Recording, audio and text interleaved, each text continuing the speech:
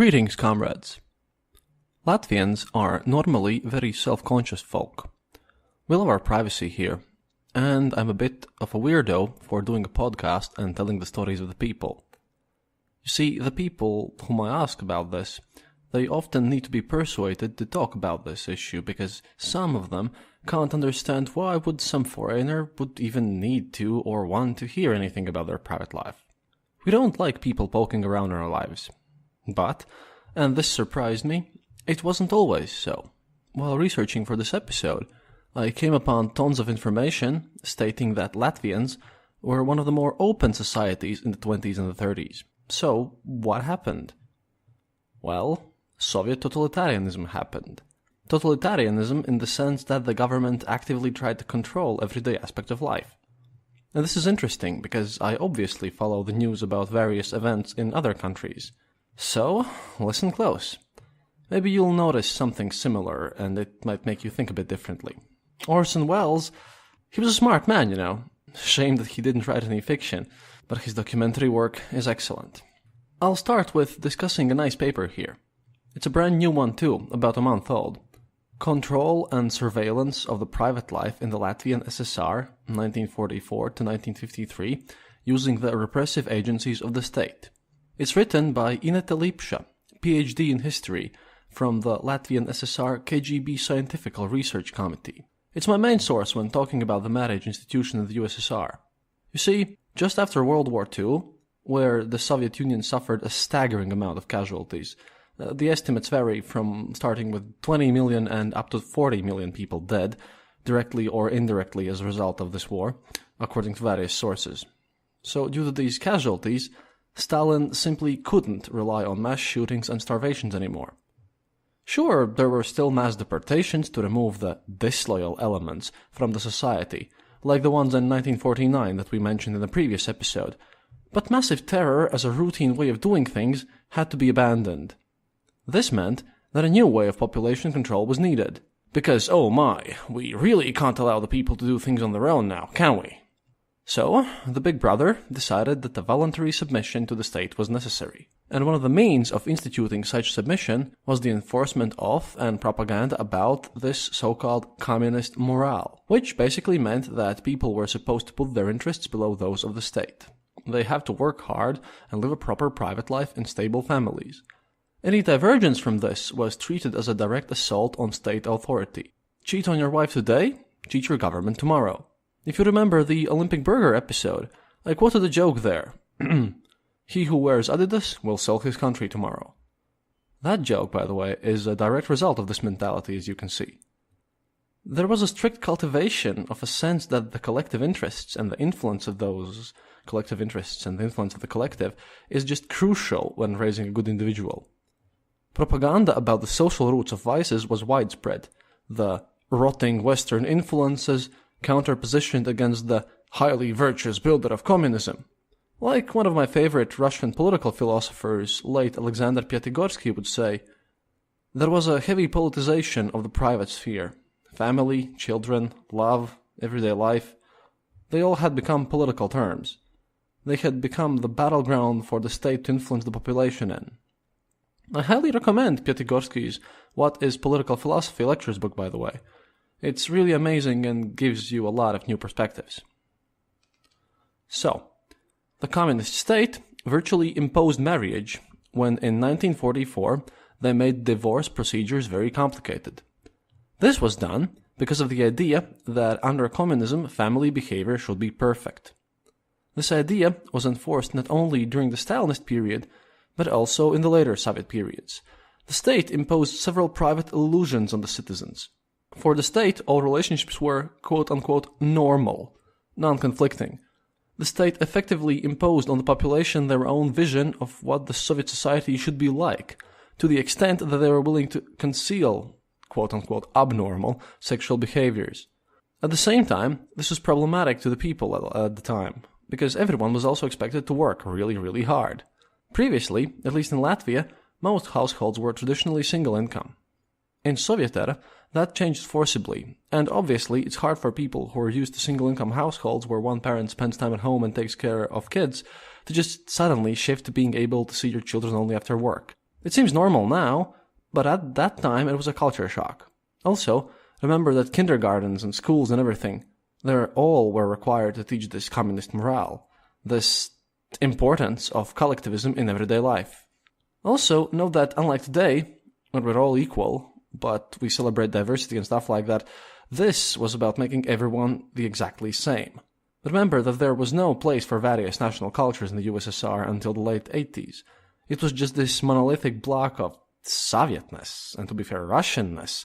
Because, quoting Orwell again, some animals are more equal than others.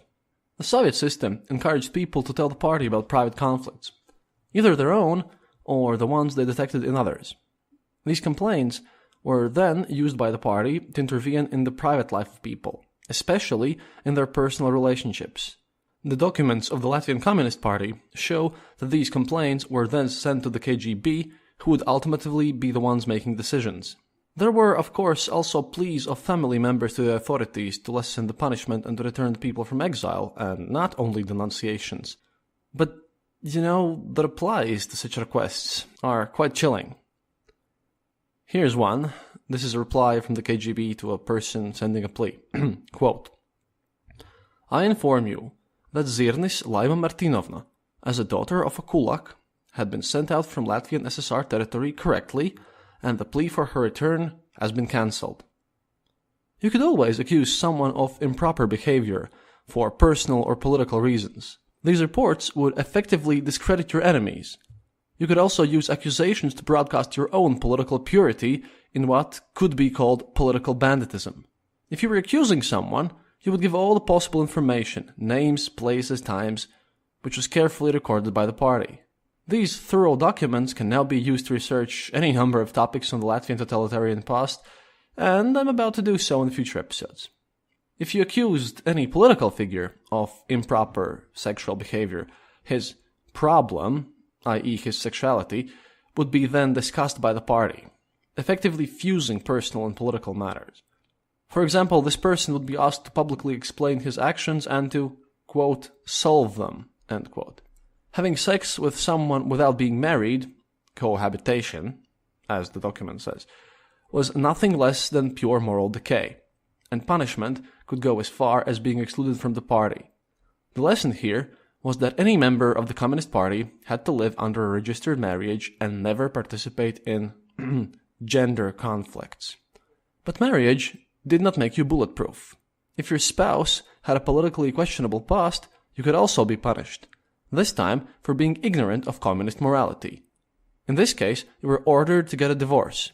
If you didn't, you would be excluded from the party and would also lose your job, and possibly any chances of getting another job, or worse. However, this policing of private life was not reserved just for the members of the party.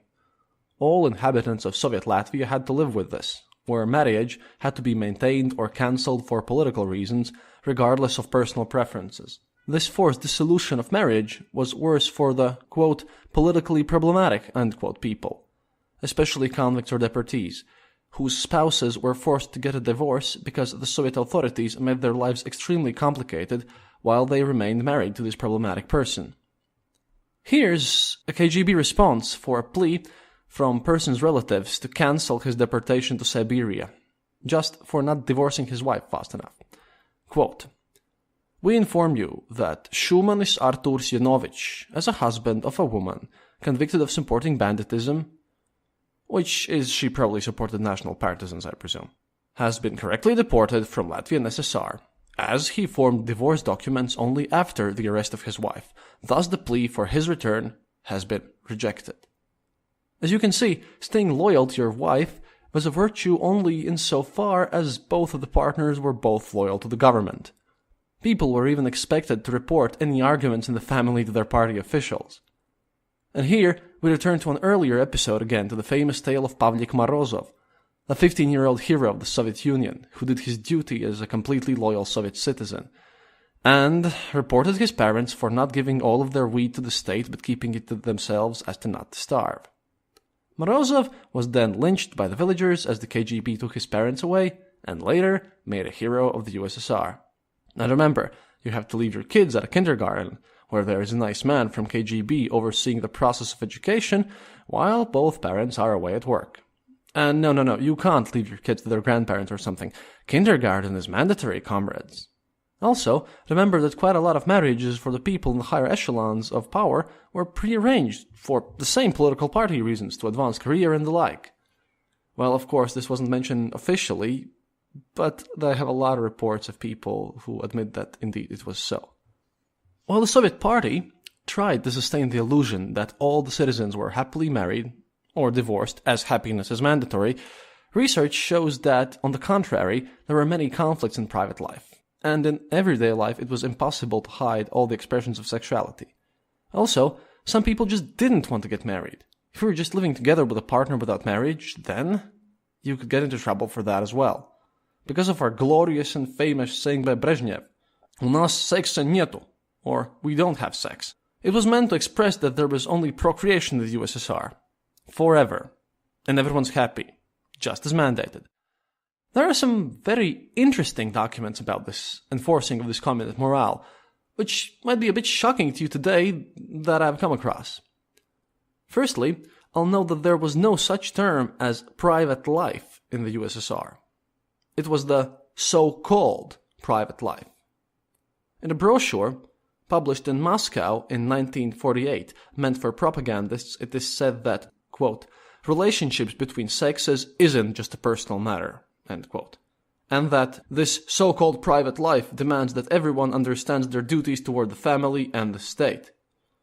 And a loose lifestyle as practiced by capitalists causes widespread disgust and hatred in our society. And this one's the best. Animalistic desires cannot be more valuable to the person than their duty to their fellow man and the communist morale. Sexuality and proper sexual behavior for communistic morale goals was also used as an argument to combat religion. Yes, folks, religion. A KGB member, commanded to the Latvian SSR Higher Council, argued against the loosening of anti-religious laws and prohibition of some religious activities, stating that, if such a thing would be allowed, it would lead to, quote, sexual liberation and sexual abuse of children, end quote. The document from our archives says that, quote, Veselov from KGB stated that if we'll allow the religious people to assemble and perform services, we'll never be able to prove that they've assembled just because to sexually abuse children and torture them. Now isn't this nice? Just remember about this the next time when someone tries to yell that some broad group is approving children without presenting any evidence. Well, on the plus side of these laws, and there is a tiny plus side, I guess it might be really big actually, but there is one. All this thing really kickstarted gender equality here. We're among the top-rated countries on that scale. We've got a lot of women in business and politics, with strong ambitions and everything. Most of my bosses have been women. Also, they mainly don't like radical feminism here. You know, the one that yells that all men are potential rapists and such. I don't know about your country, wherever you might be listening from, but over here, the genders get quite along quite fine, I think. Because, honestly, everyone was oppressed equally. And you know, love and close relationships bloom if you know that if you'll be a terrible person to your other half, they'll report you to the KGB and you'll get in serious trouble. So even if you don't appreciate your partner that much, be nice. Just in case. Then again, I wish you all are living in a happy, nice relationship everywhere, wherever you might live. With that, we'll get straight to the info part. Hey, Eastern Border listeners. This is Daniel Doughty from the Lesser Bonapartes podcast. Alice is about 250 kilometers away right now, so I decided to take advantage of that fact and horn in on the airwaves here because there is some very exciting news to tell you all about. After 2 years over at Lesser Bonapartes, I've decided to hang up my spurs and go into podcast retirement. But our show is not ending over there because your favorite and mine, Kristaps Andressons, has decided to come on board and be the new co-host over at Lesser Bonapartes. Now, I'm telling all of you Eastern Border listeners about this to reassure you that Eastern Border will stay on schedule. It is not ending. Kristaps is not canceling Eastern Border in order to participate in Lesser Bonapartes. He's just taking it all on. So that's good news for both you and I, because I am an avid Eastern Border listener, and I am thrilled that Kristaps will be continuing as though nothing had happened at all. This should be absolutely terrific. Let's see. Now's the time when I guess Kristaps probably says something, or Alice says something about, I don't know, social media stuff. You guys know all about that. You know what to do. Use your Google and your Skypes and your whatnots and go find it out. If you love the show, get in contact with the show. Tell them that you love it. Also, and most importantly, iTunes reviews. I'm sure you guys all recognize, but it never hurts to be reminded that an iTunes review is just a little bit out of your day, but it makes a big difference to where your shows end up on the podcast charts there on iTunes. So if you do love the show, like we love Eastern Border, head over to iTunes and leave a review. And honestly, while you're leaving a review, check out coming up on Lesser Bonapartes, Kristaps will be on board, so come on over and take a listen to that fantastic show. Even though I am retiring, I am still going to be a Lesser Bonapartes mega fan, and I hope you will be too. And as long as you're checking out new shows, we have here on the Dark Myths Podcast Collective, our podcast of the month is Pete's Paranormal Chronicles. And this is a pretty unique one. It is a podcast done in mockumentary style about a private detective who's investigating paranormal activity in a very humorous manner, we might say. There's a lot of really cool, like, homemade Foley stuff, a lot of great voice acting, and it's a very funny project. Any of you people out there who are super serious, of course, may not like it. But, hey, if you think radio plays are neat, if you want to listen to something that has a lot of cool jokes and has a cool B-movie feel, please check out Pete's Paranormal Chronicles. And with that, I think I'll turn everything back over to the people over there at Eastern Border, your actual hosts. But thanks for letting me drop by, and I hope Alice doesn't kill me for taking over airwaves like this. See y'all later. And welcome back to the show, comrades. You all know that this is a people thing. Well, and as this theme is very strong as my show, I decided to ask some help from a friend of mine. Her name is Ksenia Adrianovna, and she runs a scientific food blog dedicated to debunking a lot of myths about what we eat. The blog's in Latvian, although I've recommended that she'd write it in English as well. So, maybe someday. Anyhow, she asked her readers to share their stories about the everyday life, mostly focusing on the food and the consumer goods part.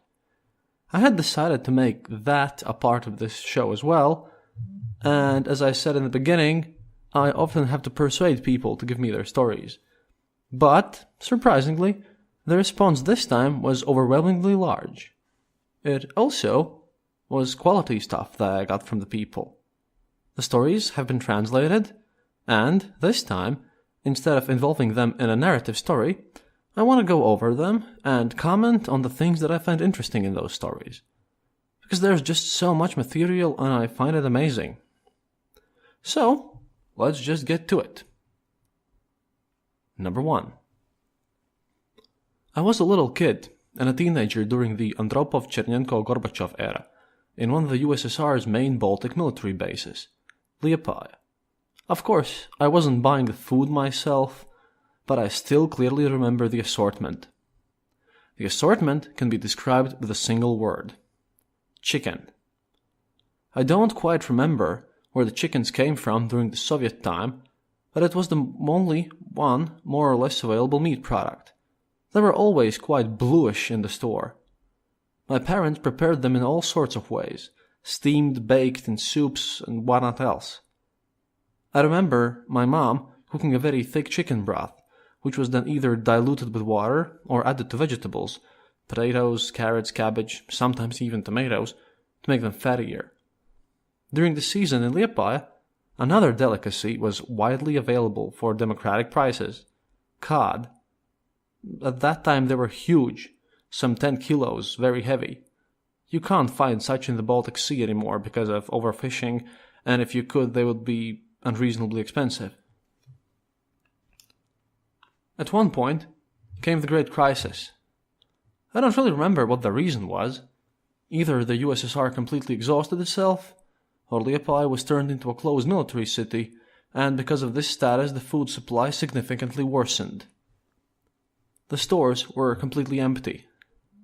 To fill up the shelves and showcases, they were stocked with large quantities of milk and kefir packs, as well as 5-kilo cans of salted herring, which was another staple grocery product of the Latvian SSR.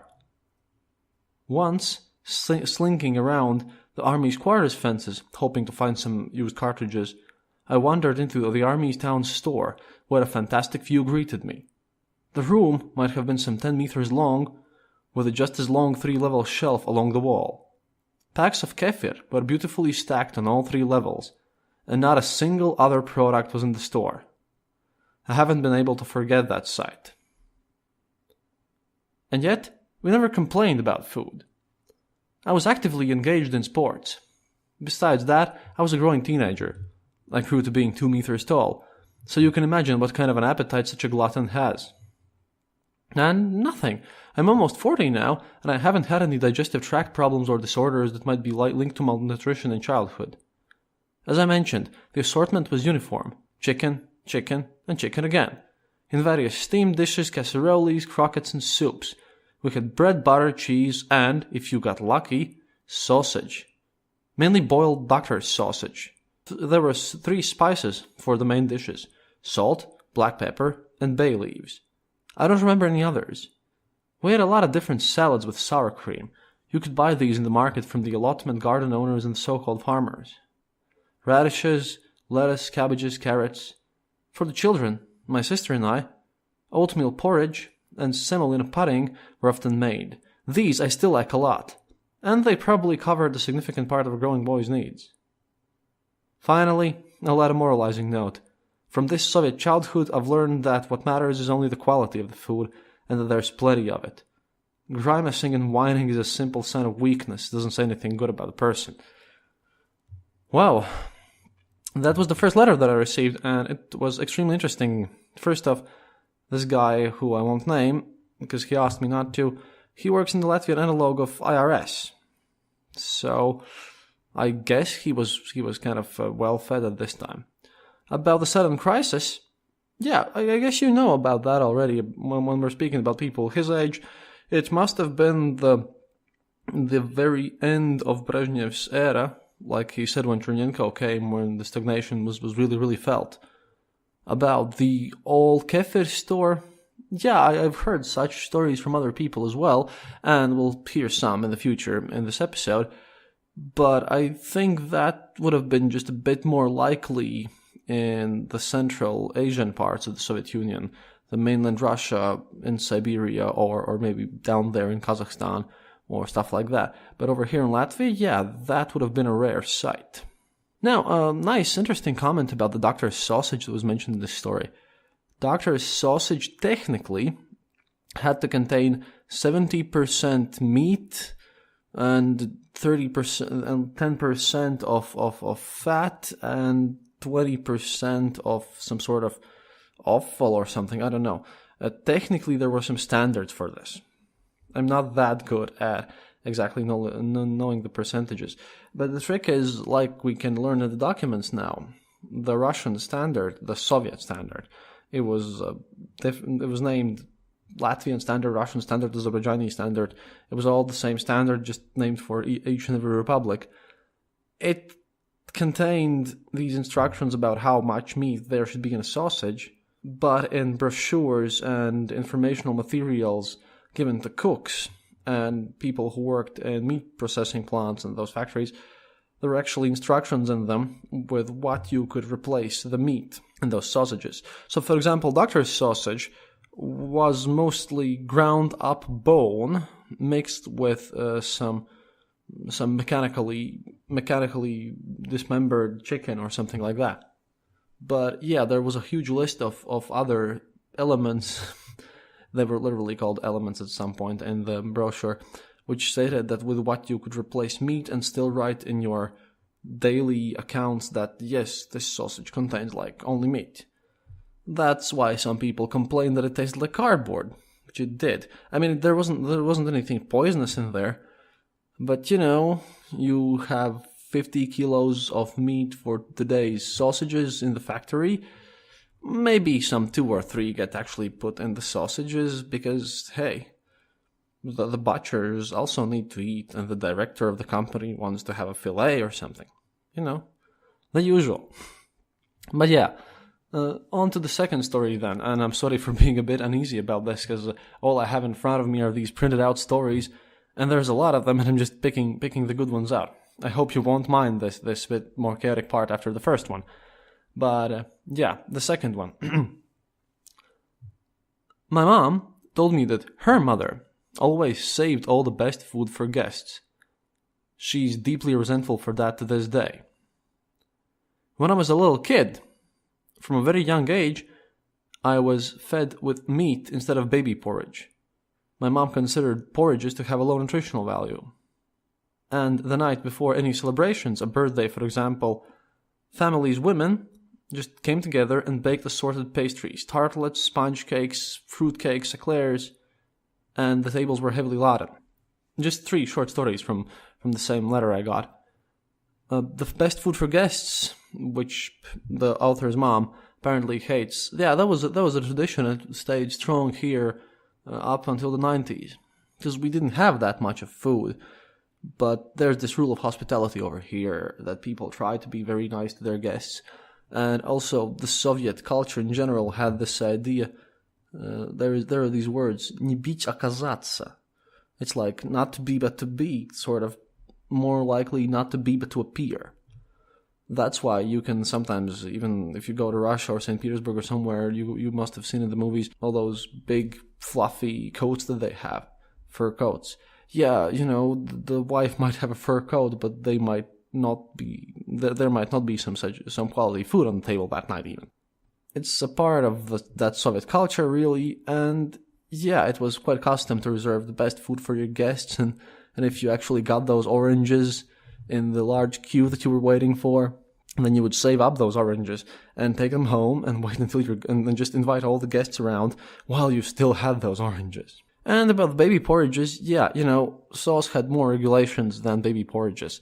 And baby porridge was essentially a glob. It was glob of nom, as the new meme people would state. But yeah, it was of even poorer quality than sausages now and then, and apparently they did taste like cardboard. I have eaten such a porridge myself when I was a kid, but I obviously don't remember the taste, but my mom told me that I apparently hated it. What about those baking pastries thing? Yeah, they were hard to get. Cafes and places where you can buy all those pastries and baked goods, they didn't have such a huge choice, and they were baked kind of poorly, industrially. Basically sloppy, as you would expect the Soviet people to do their jobs now and then. So yeah, it was a deep tradition to just bake your own goods all the time.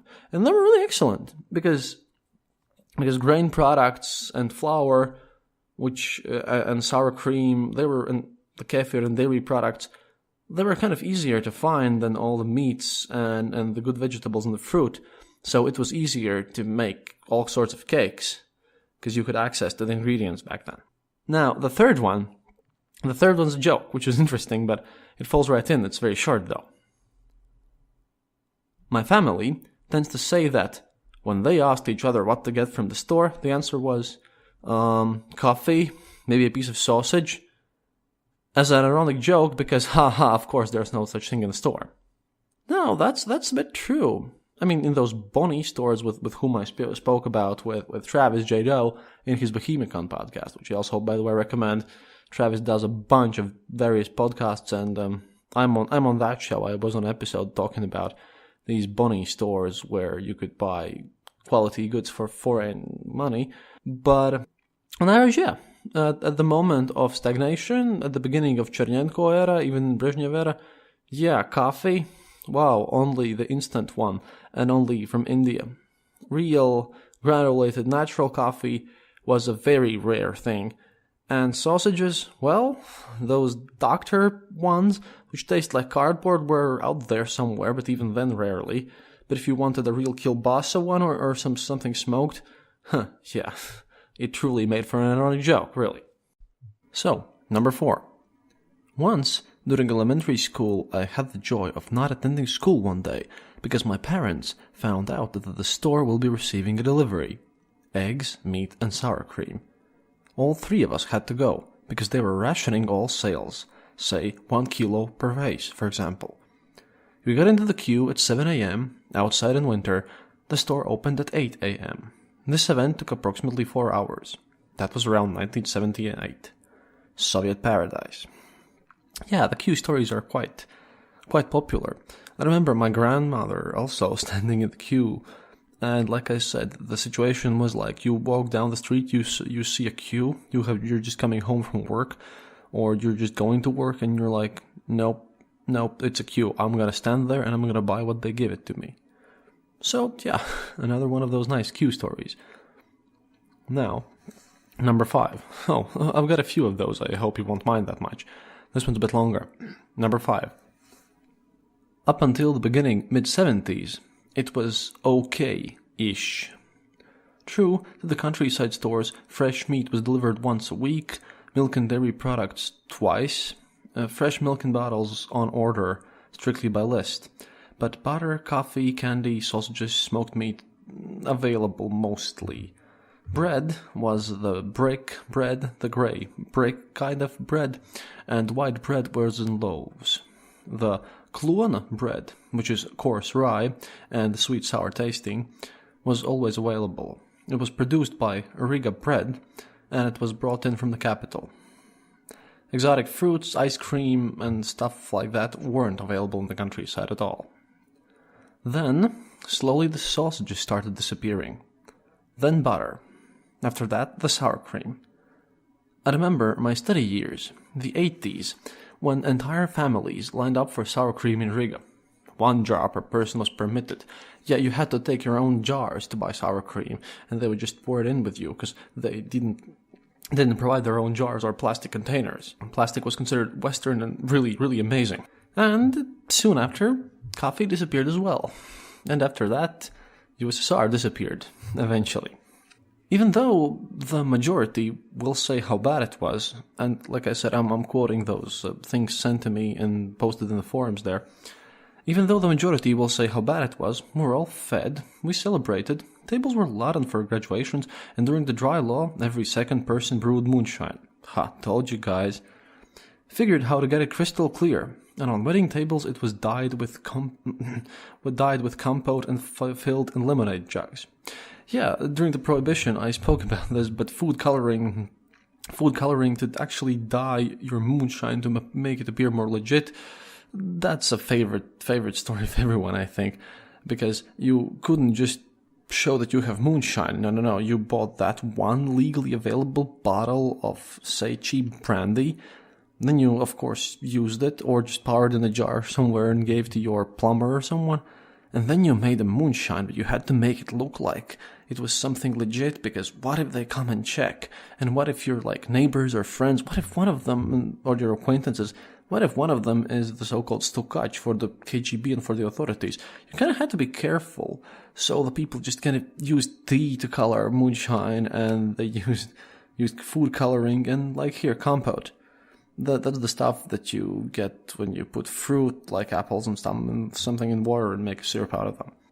Filled in lemonade jugs, well, sometimes too. But yeah, for the most part, in such unofficial house parties, there might have been lemonade jugs, but if you wanted to appear to be really, really amazing, you would get an empty brandy bottle. You would kind of buy an empty brandy or cognac bottle from some of the guys who had been to foreign countries, and they would fill it up with this tea-colored moonshine and tell everyone that it's the real thing, really. Continuing on with this story. I've stood in queues, a very boring ordeal. I only like the colorful foil caps on dairy products. Soup selections offered no satisfaction. Colorful foil caps on dairy products were like they sold milk in those Tetra packs. The square packs they sell milk in today, the cartons. But in the Soviet Union, for some reason, they used the pyramid-shaped, sort of triangles for milk. And they had this tinfoil cap on them which you poked through and then you poured the milk in. And those apparently came in various colors. Carrying on, my parents and I went to Šiauliai, which is in Lithuania. for doctor's sausage, the previously mentioned cardboard product, and Sovietskaya. And then this is where the poster especially notes with fat. We bought it in bunches like firewood, and they then baked it at home with eggs, potatoes, then quickly ate it all so it wouldn't spoil, and then we went there again. Yeah, you might notice that the famous doctor's sausage, which tasted like cardboard, and the Sovietskaya with fat, because apparently a sausage with actual fat in it, having some actual good calories, it was quite rare. What I'm surprised is that I'm surprised that Lithuania, when Šiauliai is a city in Lithuania quite near the Latvian border, they had these things, because all the reports from Lithuanians that I've heard is that the situation there was quite similar to what we had here. Anyways, I know that quite a few Lithuanians are listening to this show, and it will be really interesting, especially for the second episode, as it right now looks like that we'll be going through these stories, and next time we'll talk about childhood toys, books, entertainment, and chess, but we're just going to stick to these stories this time. If you guys from Lithuania, from Šiauliai, or from any other ex-Soviet republic would send me how it was like for you, because apparently it was a bit better in Šiauliai at the 80s or something, I would be really glad to use that material, because this is proving to be really interesting to me. So, entertainment. Oh yeah, this one's a bit about entertainment. From the same post, by the way. Entertainment, cinema. That was the main one. They brought in Italians. At the cinema Zemgale and the cinema Jelgava, the queue stretched down the way all the way from the stairs or on the street. I ran back home with tickets for everyone, and then in the evening the entire family went to watch Adriano Celentano. Yeah, Italian culture was really big in the Soviet Union, at least in these parts, for some unknown reason. And I am currently trying to get a certain expert, which you might have heard of, but I won't reveal his name though, to actually speak to me about this subject. When we grew older, during winter, we milled around the lobby in the cinema. There were warm, large radiators, because apparently it was cold on the street, and public heating in buildings often broke down, so I can understand this one. We rode up to the 12th floor with elevators in each and every one of Jelgavas, and she's talking about the city this time, not the cinema. We rode up to the 12th floor with elevators in each and every one of Jelgava's high-rise buildings. There are a lot of things to remember. People were neither sad nor grumpy. They were as happy as children for the Kria Kria shampoo. Yeah, because the Kria Kria shampoo, it's a famous thing. I got given one for my 15th or 16th birthday as well as a gift to remind me how it was like. Because the Kria Kria shampoo, it was completely black. At least I remember it as completely black, or I might have been mistaken, but Kria Kria, basically Kra is the sound that the crows make in Latvian. And Kria Kria was the shampoo which had this crow on it, and it was extremely interesting to just look at it these days. It was very basic, but it did the job. Oh yeah, and quality shampoos and children's products, they were also a complete deficit. So people were really happy when they didn't have to wash their hair with just soap, or even better, there were these laundry soap, which are popular still up until the early 2000s, because a lot of people here didn't have washing machines, so people used to wash their laundry by hand. Some people in the countryside still do that, because not everyone has running water in their homes. Some people still use wells, at least around here in these parts in Ludza. Well, in the country part, not in the city itself, of course. So laundry soap was quite popular, and soap in general, and all sorts of these everyday chemistry products, they were considered a deficit. So yeah, when you got this actual children's shampoo, Kria Kria, which was branded as a crow thingy, which would be weird for you Americans, I presume, because having a crow on your shampoo and that one being black, that would be a bit scary. Anyways, finishing up this post. You can also turn it around, of course. There was a mockery, undignified living, maybe. But even right now, it all depends on your attitude and guts. She, again, notes guts. Yeah, I guess I have to kind of disagree here, because it sort of was mockery and undignified, but yeah, we're tough people, and I hope that those who have listened to this show long enough know that we didn't really whine about what's going on. We're trying to be sneaky, crafty people who did everything themselves and tried to survive in this whole endeavor that was called the Soviet Union. It was quite hard for us, but hey, somehow we managed to pull through, and I think that because of this we have learned to do a lot of things for ourselves, which might be quite nice. And I'm sorry if I'm really putting you off guard somehow by reading all these stories, but this is the closest to first-hand accounts that you'll probably get about the Soviet Union, so I don't even want to alter those in any way or form. Okay, number 6 now. That the stores will throw out, by throw out in this case mean actually sell to people, deficit items, was usually found out from the information leakage. Basically, you knew someone who worked at the store, and they said, well, we've stolen quite enough, let's actually sell something. That's how it happened, because of all the corruption, of course. Usually, that happened after lunch breaks, and at the end of the month, when the stores rushed to reach the quota. Yeah, they had a quota on how much they actually have to sell, and you can just steal some products off, but there's a quota on, for example, how much of a cool sausage you have to sell, like actually sell, and, well, you need to sell some of it. The store owners didn't really like it. So, at the time, all grocery stores had a lunch break from 1 p.m. to 2 p.m., or from 2 p.m. to 3 p.m. Even before the store closed for the lunch break. Yeah, imagine this. It would be very weird for anyone to imagine that the store completely closes during the daytime, because they all go to lunch break at the same time. It's weird for our capitalist thinking at this moment. Even before the lunch break, a line started forming by the store's door. Some took their place in the queue and rushed off to return later. Others patiently stood and, quote, maintained order, unquote, in the line. Upon the opening, everyone showed up with entire families. Those whose family members were busy at the time could arrange for somebody to lend them a child. Because, obviously, if you're not going to stand in the queue and everything is per head, then you call up your colleagues and grab their kids just so you'd have more heads with whom you could buy more sausages. The usual purchase limit was however much they gave you. It wasn't common to buy a couple of grams or doctors or pork sausages, which basically meant that if they needed to sell you a certain amount of meat, you couldn't just pick, half a kilo of a sausage. They would give you the whole sausage, and you could either take it or leave it, because they have to get rid of it, because it might get rotten soon, and the buyer really doesn't care about that point. He's gotten his cardboard tasting sausage finally, and the store needs to get rid of it, and they don't even care, and they have quite a lot of it, and the people in the queue, they'll buy all of it anyways, and if they suddenly for some reason don't buy it, it's going to be terrible. Being a butcher was considered a very prestige profession. It meant that through connections and with a little bit of extra pay, you could get a very good piece of meat. In the store, meat was already divided into portions. A good lean piece of pork chop would definitely come with a piece of old fat bacon with skin. Okay, maybe not old per se, but definitely one that would be impossible to sell even during the times of shortage.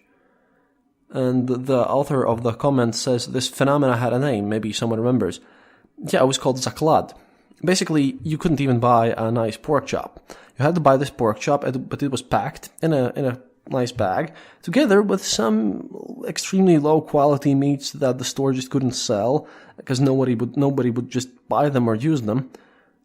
But they had to sell them, because that's what they got from the central food distribution thing.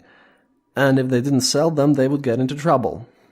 So if you wanted to actually buy that good meat, you better pay a bit of extra. You buy this bag full with, we don't care how much sausages are in there, that's enough for you, and you will buy that stuff as well, which is the terrible rotten one. And that happened everywhere, because basically if you wanted to get a good set of furniture, nicely made, because cool furniture was also all sent off to the officials in the army. If you wanted to buy a cool set of, a cupboard or one of those cool things that you put the television on with the mirror on the back or something. If you wanted to buy a cool set of furniture, you better buy some cheap, poorly made tables or something like that with it. This happened mostly everywhere in all sorts of stores. Everything was just sold as, a set of things. And it's kind of funny to think about a set of sausages or a set of meats, but mostly a lot of things were sold in these sets just to get rid of the lower quality things. Continue on. Because my grandmother was considered a hero mother in the Soviet Union, confirmed by an official document and a medal. During the 80s, my acquisitive mother managed to get a permission to shop in a USSR veterans grocery store. Oh, that's the Borai store. That's the one where you could also pay for the foreign currency, or if you were a veteran of the war or just a higher up of the nomenclature, just go in. Oh, and being a mother heroine meant that you had to have at least 5 children. So apparently they tried to take care of their people by that point on some level. Now, you could shop there in that store once a week. Continuing on, if I'm not mistaken, the grocery list had to be handed in beforehand. That store carried goods that weren't available in the other regular grocery stores. Approximately 5 types of sausage. That was considered a lot, really, guys. Lime chocolate candy, foreign-made juices, mostly Finnish, Azerbaijani, other of those nice friendly republics, some Polish stuff, some Czech stuff. Bulgarian peas, beans, lecho. Lecho is like a vegetable stew salad thing, by the way. Fruits that weren't available in the regular stores, actually coffee, normal, regular ground coffee, and even other things. But there were quotas.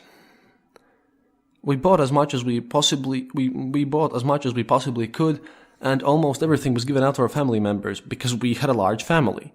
Well, yeah, if you have 5 kids and you have relatives, weird. Carrying on, my biggest shock during the transitory years, this is how we call when the Soviet Union collapsed and when we switched to the market economy, was the price jump on bread in 1991. I'll talk about this in the narrative episodes in the show later, but this is so that you can get a feel of it. I remember the exact year because I was pregnant with my daughter at the time. A loaf of white bread cost 25 kopecks. Everywhere and always. Yeah, because obviously all prices were set. One day, there was no more bread in the store. Neither the next day, or the day after. The day after that, it appeared. And then I saw the price. I rubbed my eyes, looked again, and I thought I had something confused. It was 22 rubles. So, carrying on with number 7. The weirdest thing, though, was with stores being empty, holiday tables were laden with food. Yeah, like mentioned previously, everyone were just counting on their knowledge about where to get stuff for free. Everyone knew how to cook. They had their grandmas and grandpas in the countryside who would just pickle all kinds of things. So yeah, holiday tables were kind of okay because people were really, really trying. This one also continues. Once, my mom returned home in the evening with a bag full of shortage products. Coffee beans, canned beans, and other things. She's taking things out of the bag laughing. After work, she'd gone through Riga's central supermarket. The Riga Army Economical Market, the first supermarket in Riga. I'm pretty sure I mentioned that somewhere around episode 3. So, she was going through Riga Central Supermarket, seeking something for dinner, when suddenly a strong hand had gripped her by the arm and an unfamiliar woman said, "Honorable artist, I know you. I know Elza Radzanya too. Once during an excursion we went to pee in the bushes together. Why are you here? Are you looking for something? What do you need? The storage is quite empty already, but we'll find something. We can't let you out of the store empty-handed. We love our artists very much. What then? Coffee? Bulgarian pickles?" She'd been confused, but soon realized she'd been mixed up with her sister, an actress of the National Theatre. They both are very similar and often got mixed up. This is the only instance I know of when their similarity has been used selfishly, but it shows that a certain part of the population did have its advantages. So yeah, if you were a Kardashian in the Soviet era, I guess you would get all the sausage too. Or Korolev, but then you'd have to sit in a prison camp, so it's kind of weird. Number 8. I remember that you had to get in a queue at 4 a.m. for milk and sausage. Grandmother went to take a place in the queue, and we stayed on the lookout for one to join in so we could buy more rations. Usually it was after school. That is, Grandma stood in the queue for half a day at least twice a week. The greatest disappointment was when the sausage ran out right before our turn. All this standing for naught. That week spent without sausage. But the milk store lady was driving around in a Volga. Volga was a really high-class car in the Soviet Union. It was like the luxury end. Volga were essentially the Mercedes-Benz of the car world of the Soviet Union at that time. The common people those who actually had cars were happy to ride their Zhiguli or their Zaporozhets, which were much, much worse cars than the said Volgas. So, this milk store lady was driving around in a Volga. She had saved up some money from diluting sour cream. Oh, and dilution of sour cream. Yeah, that actually happened because, for example, the store got their sour cream and other milk products, but it was mostly done with sour cream. They got their products in these huge metal cans. And this is my commentary here, if you didn't notice. So they got the store in there, they got the sour cream in the store in these huge metal cans, which are like 10, 15 liter cans. So if you worked around in the milk store, then you would just take a liter or a liter and a half off from each of those cans and just pour some milk or some water in and just mix it up. So the sour cream became less of a sour cream. It was basically a mix. And you could just either give the sour cream, which at that point was a deficit and a shortage, to your friends or family for some benefits, or you could just sell it under the counter like, hey, we have this undiluted sour cream for like real money. You could do a lot of things with it, and it was one of the ways how the food industry stole from the government. I explained how the other industries did it elsewhere, but in the previous episodes. But yeah, this diluting sour cream and diluting other products, just the selling in batches, that was an everyday occurrence. So, continuing on. Once, grandmother had hunted down a piece of cheese, because cheese was also rare. When she unwrapped the wrapping paper, because everything was wrapped in these papers and old newspapers, and there were no plastic bags. Well, almost no plastic bags, but mostly everything was just wrapped in paper. When she unwrapped the wrapping paper at home, on the corner of the paper, she found a note in Russian for the other milk lady. The note said, "Don't dilute the sour cream. I already did it." Because of course they worked in teams so that no one would be giving out anyone else there, and they shared their profits. Because if you get about like one of these huge cans a week, then you can manage to gather up some profits over time. Continuing with the story. And also, I remember the huge queues for ice creams. Our town had a cafe that had it delivered every now and then. Plombirs, plain vanilla, or Vasma, which is lemon. If I got through the queue and got Vasma, all my little child's dreams had come true. It was utter bliss. On the days the cafe received ice cream, they also made ice cream cocktails. The one with thick plum juice was the tastiest. On the street in Riga, I saw people eating balls, which is another one, vanilla ice cream, in chocolate glaze on a stick. I almost choked in amazement. I mistook it for a large candy. A huge candy. But when I found out that it was ice cream, my wonder had no bounds. Neither had we any connections, so I didn't get to eat Poles during the Soviet time. Like Scrat and his acorn, and that's coming from the original poster here.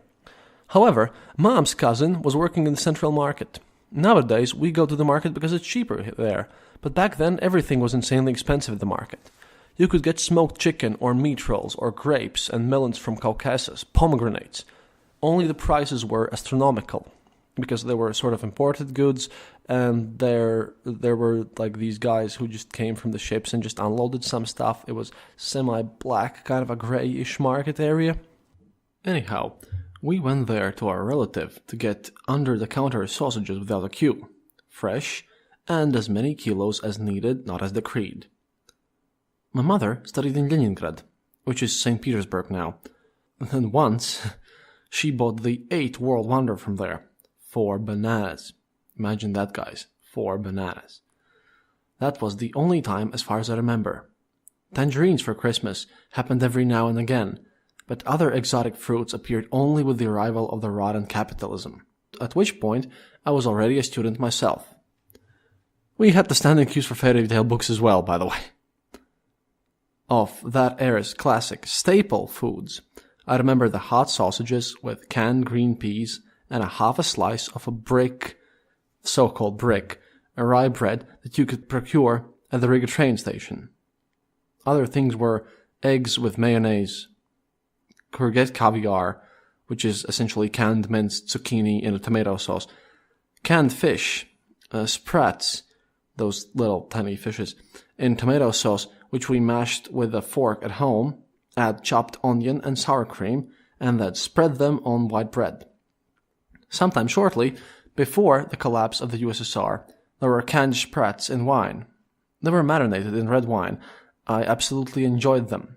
Mom always bought them for me whenever they were available. Then I felt pampered.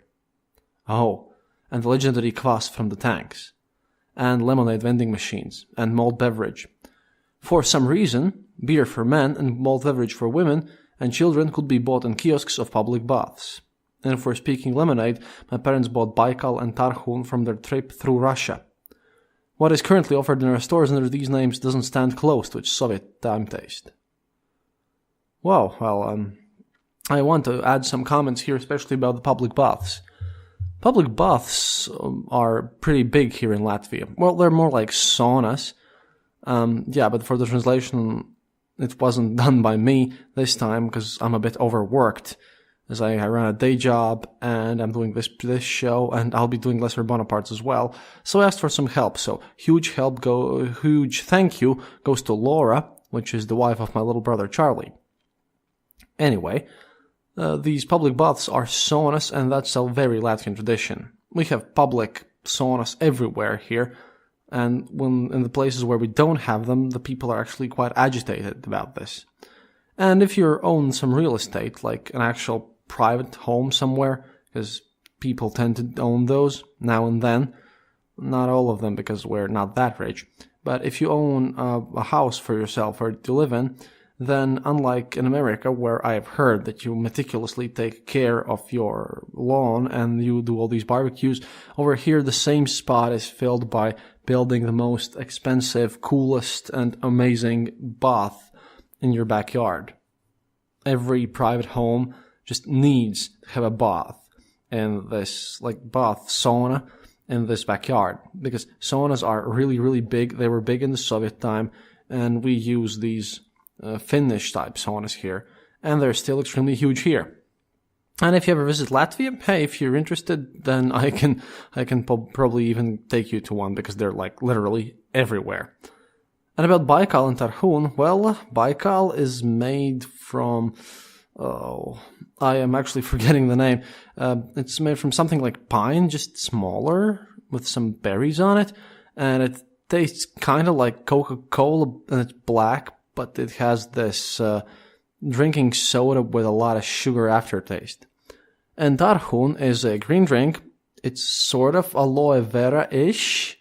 It's not minty at all, and I don't like it very much.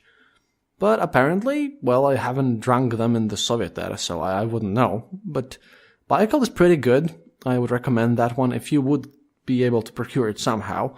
I'm sure some places, some countries in the world do sell something of that sort. And about the public baths actually selling all these things, yeah, they also sold vodka in them now and then, and beer. Even though he spoke about all this communistic morale, yeah, you have to kind of keep the spirits up of the people. So the public saunas were a popular place where people would just go with their friends after their work and just hang out with each other, socialize, and just spend some time together. Like these days we would go to a pub, because public saunas and saunas in general aren't considered the best place to be drinking vodka. The cold beer now that's a whole another thing, but no, you can't see that much vodka in those places, and neither can you see all these malt beverages there. Anyway, story number 9, and we're getting close to the end here, and I'm sorry about all this chaoticness that is going on here, but I just thought that this is the most personal first-hand account experience that I could give to you guys, so I hope you like it. Anyways, story number 9. Yes, there were queues for food. My personal record is 4 hours for pineapples. They were giving out 2 per person. But also, I remember the fashion. It was very fine if you managed to get a bag with a Marlboro inscription. The plastic bag for groceries. Then you used it carefully for a long time and didn't put anything heavy in it to not to tear it. Only those whose fathers were sailors had jeans. Grayness in stores, but there were many women who tried to make clothes for themselves by sewing and knitting. They paid a lot for auto catalogs or boredom magazines and then copied the patterns. Yeah, now, this is an interesting story because all these handiworks, home economics is really big in Latvia still. So we like to make our own stuff. And it kind of makes sense, because everything you had in the store was of poor quality, so it was just much better. You could really make better stuff yourself if you knew what you were doing. Oh, and by the way, Alice is studying to become a home economics and English language teacher. And she really likes knitting. But, so she's kind of keeping the tradition alive. But, at that time, it was kind of a necessity. You bought these auto catalogs or burden magazines for a huge amount of money. And then you kind of copied the patterns. You copied the patterns and you distributed them for a bit smaller amount also. But that was the way how you could actually get something cool, not wear something like anyone else has. Knitting patterns, sewing templates, all of that stuff. It was big. And about the plastic bags, I think I've told you about the plastic bags, but really, we didn't even care what sort of company was on the plastic bag. What was the most important part was that it had something on it, something Western, something cool, like Marlboro with its Marlboro Man back then. And you really kind of were the cool dude in the town if you had such a bag. You saved it and you cherished it. You used it repeatedly, and I've seen that people actually washed them too. Also, about the jeans, it's not that only those whose fathers were sailors had jeans. No, it's just that they were really expensive and could be gotten in the black market as well. But apparently this person hasn't visited the black market that much. Although she kind of had to because of Otto and Border magazines. Then again, you could get them legally as well. It wasn't that terribly bad. But of course, they were very rare.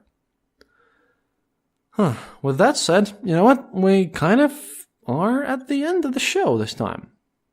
I've gathered a lot of entertaining information about entertainment in the USSR and chess, which I promised, and quite a lot of other issues.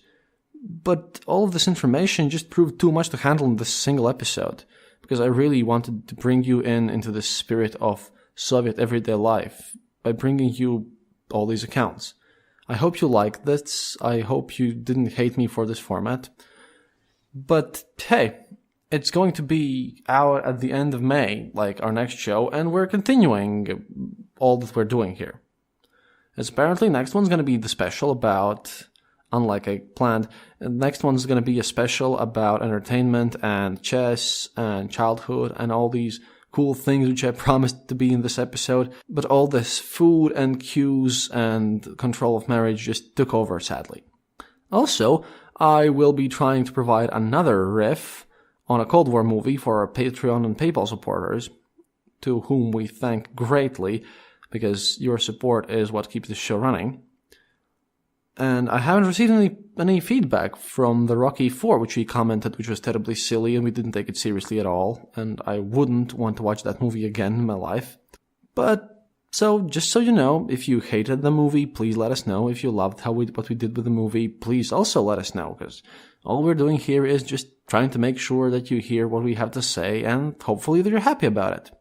Also, start listening to Lesser Bonapartes. I'll try to get those listeners as well, although this is a much more jaded show, but I think the information here is valuable. Now, Lesser Bonapartes, as you might know, is a comedy show, basically. It's a comedy history show. It's much less serious, although the fact-checking and everything there is rock solid. Don't get me wrong here. But I think I will try, as Daniel has left the show and it's up to me to carry on the banner, I'll try to give it justice. They're much bigger than we are here. Then again, it's not about the size, it's about how cool we are, and I believe that we, comrades, are amongst the coolest, toughest people around there. Because you've decided to listen about how tough people manage through their lives. And sometimes it gets really tragic and isn't funny at all, because, as you have noticed, I haven't been very rich on the jokes in the previous few episodes. It's gonna get better, though. It's really gonna get better, and I will do my best to do justice to Lesser Bonapartes, and it'll be a chance for you to hear me on a weekly basis. Now, this show isn't going anywhere. It's just that I'm gonna keep doing this on this bi-weekly format that I've been doing this for now. But every week, because that show is weekly, I will riff with Glenn about whatever, and we're gonna have a nice conversation about whatever subject we choose. So, you're all very welcome and invited to join that show. Also, I'm sorry that this episode comes a bit late, and again, about the chaotic things, and about how this last part might have sounded a bit weird. But I moved to Ludze due to work reasons, and that's 250 kilometers from Riga. So this show is not edited by Alice, because I took the good microphone and our only good PC with me, because it was mine and I had to do it.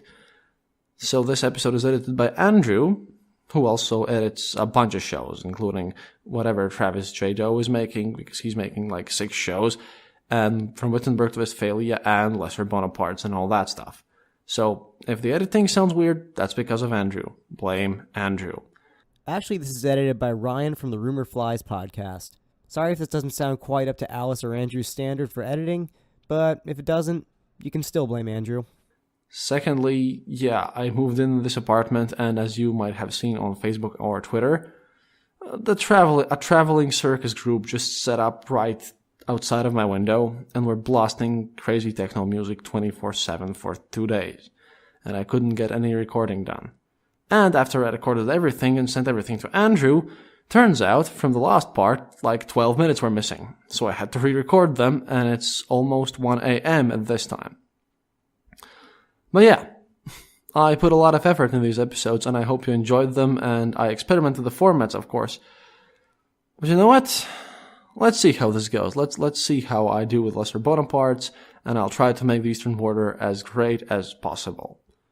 Eastern Border shall never be abandoned, guys. It is home. Home is where the soul is. До свидания, товарищ. This podcast is part of the Dark Myths Collective. Visit darkmyths.org for more shows like this one. The darkness awaits. Thank you for listening to The Eastern Border. If you have any comments or specific details you'd like to know, you're welcome to leave it in the comment section on our site, theeasternborder.lv, and we'll rummage even to the western border to find you an answer. Like this podcast, subscribe to us on iTunes, Stitcher, or on our RSS feed. Happiness is mandatory. Good reviews and donations feed the farmers of our kolkhozs in the great motherland. The Eastern Border salutes you.